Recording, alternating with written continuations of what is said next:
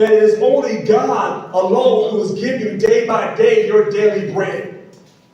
When you realize that it's God alone who is healing you and strengthening you and holding you up.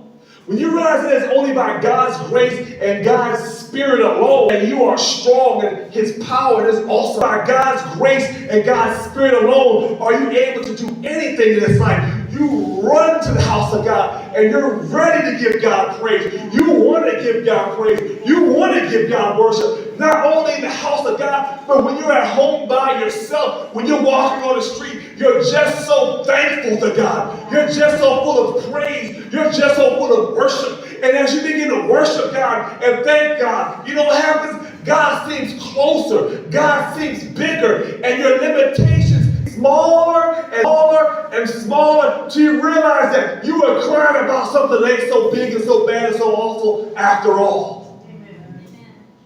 Because your God is bigger than any limitation in your life.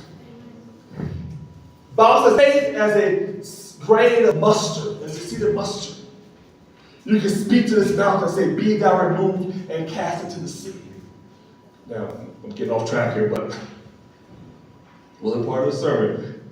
But the thing about this is, it's not the size of your faith that we're looking at, or God's looking at. Do you just have faith, period? There's no size.